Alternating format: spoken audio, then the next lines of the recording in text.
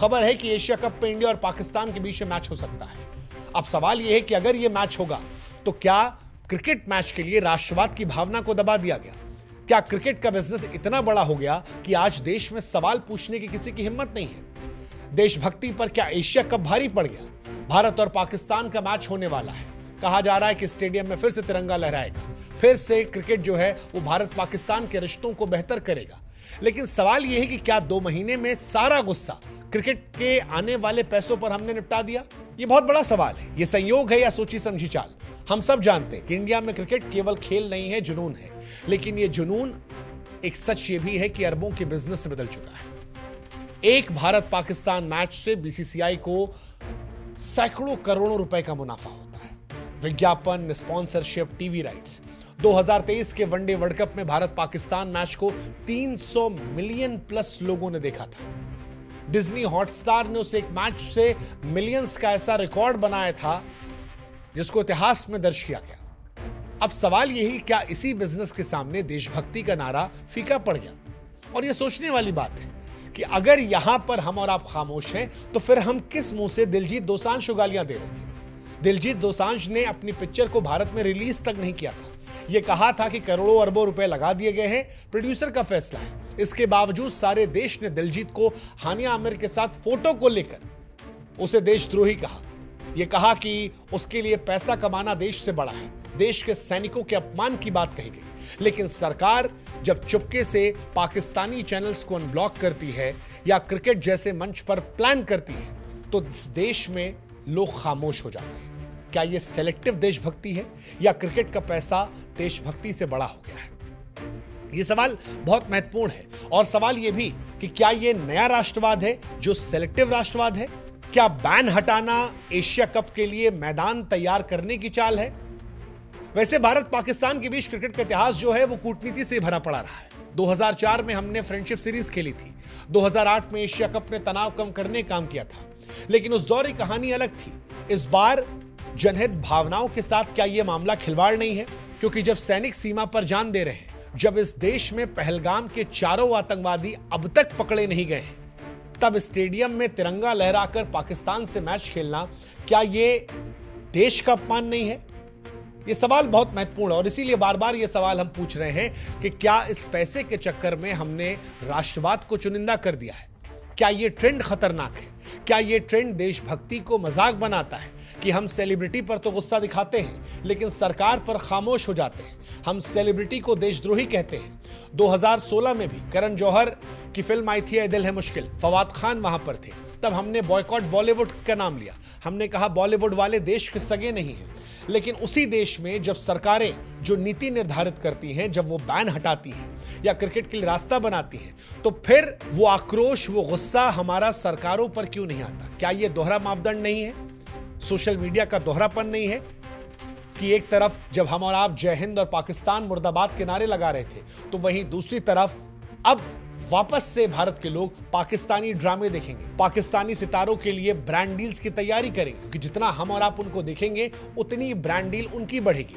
हम दिलजीत को तो बॉयकॉट की बात करते हैं लेकिन क्रिकेट मैच का मजा लेना चाहते हैं। हम देशभक्ति की तो बात करते हैं लेकिन कुछ ही दिनों में शहीदों के सम्मान को भूल जाते हैं। और इसीलिए सवाल है, क्या राष्ट्रवाद अब केवल एक ब्रांड बन गया है? न्यूज चैनल्स ने डिजिटल स्ट्राइक की हेडलाइन से खूब टीआरपी बटोरी थी। हमने भी खूब सारे सवाल उठाए थे। तमाम लोगों ने जय हिंद वाली रील से लाखों लाइक्स कमाए थे। लेकिन अब ऐसा लगता है कि वो सिर्फ लोगों को भ्रम करने के लिए था, क्योंकि जवाबदेही इसको लेकर अगर सरकार की नहीं है तो फिर ये लोगों की भावनाओं के साथ मजाक है। सोशल मीडिया ने आक्रोश संस्कृति को तुरंत जन्म दिया है। लोग तुरंत किसी को देशद्रोही करार देते हैं क्योंकि ये कहना आसान है। हमारे लिए दिलजीत को गाली देना आसान था क्योंकि दिलजीत सिर्फ एक व्यक्ति है। दिलजीत को हम गद्दार कह सकते हैं। दिलजीत को खालिस्तानी कहना, देशद्रोही कहना बहुत आसान हमारे लिए था। लेकिन क्या इस देश का नागरिक सरकार से सवाल पूछ पाएगा? वो सरकार जिसे सवाल पूछने में हिम्मत चाहिए। और यही सारे सवाल उठते हैं कि क्या देशभक्ति में भी हम विचारधारा देखने लगे हैं कि किस विचारधारा को टारगेट करना है और किस विचारधारा को छोड़ देना है। ये भीड़ की मानसिकता फिलहाल ऐसा लगता है समाज को बांटती है, असल मुद्दों से ध्यान हटकाती है। पर्दे के पीछे कहानी हटाने का कारण क्या था, ये किसी को नहीं पता।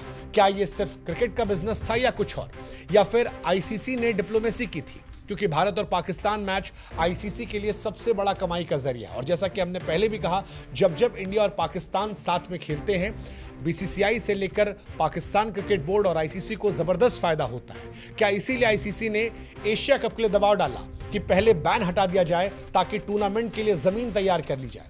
जो कुछ है, सवाल यह है कि क्या यह हमारी देशभक्ति के साथ एक मजाक नहीं है? क्योंकि सीजफायर के वक्त यह स्पष्ट तौर पर कहा गया था कि युद्ध अभी जारी है, और अगर यह युद्ध खत्म हो गया तो फिर सवाल यह है कि क्या इसके बारे में इस देश को जानने का हक नहीं है? क्या देशवासियों को इस बारे में बताया जाना सही नहीं होता? सरकार की चुप्पी इन सवालों को और गहरा कर रही है। सवाल फिर हम वही कह रहे हैं कि अगर यह बैन हटाना एक कूटनीतिक कदम था तो फिर सरकार को जनता को बताने में दिक्कत क्या थी? और अगर यह क्रिकेट के बिजनेस के लिए किया गया तो क्या यह सैनिकों के बलिदान का अपमान नहीं है? सैनिकों का बलिदान और जनता की भावनाएं क्या अब महज मजाक बनकर नहीं रह गई हैं? पहलगाम में मारे गए 26 लोगों में वो तमाम लोग जिन्होंने अपने बेटों को खोया होगा, आज वो सवाल पूछ रहे होंगे कि जिन चैनलों को आतंकवाद का समर्थन करने का आरोप था वो क्यों चालू है? क्या देश की रक्षा करना सिर्फ सैनिकों का काम है? वो जो सेलिब्रिटीज कह देते हैं अक्सर सोशल मीडिया पर कि देखिए जी, दोनों आर्मीज के बीच का युद्ध है, लोगों का युद्ध नहीं है, क्या वो सच कहते हैं? क्योंकि इस देश के आम लोग, इस देश की सरकारें समय के साथ बदल जाती हैं, और जब ये बदलती है तो ये एहसास होता है कि उस सैनिक की क्या दुश्मनी पाकिस्तान की सरहद के पार बैठे उस सैनिक से जो सिर्फ अपने देश की सेवा कर रहा है। क्योंकि जो देश अपने सैनिकों का सम्मान नहीं कर सकता, सवाल यह है कि क्या वो देश या उस देश के लोग वाकई में राष्ट्रवाद की भावनाओं से लबरेज हैं, या फिर उनकी राष्ट्रवाद की भावनाएं जो हैं वो छद्म राष्ट्रवाद की भावनाएं हैं, सेलेक्टिव राष्ट्रवाद की भावनाएं हैं। जो कुछ हो, ये बड़ा दुर्भाग्यपूर्ण है। पहलगाम हमले के बाद इस देश में गुस्सा था, लेकिन अब जब बैन हटा है तो इस देश में गुस्सा नजर नहीं आ रहा, और ये गुस्सा ना आना ये परेशान करता है। इसीलिए आज स्पष्ट तौर पर हम कहते हैं कि देशभक्ति का मजाक मत बनाया जाए। देशभक्ति कोई सोशल मीडिया की रील नहीं है जो आज वायरल हो जाए और कल हम और आप भूल जाए।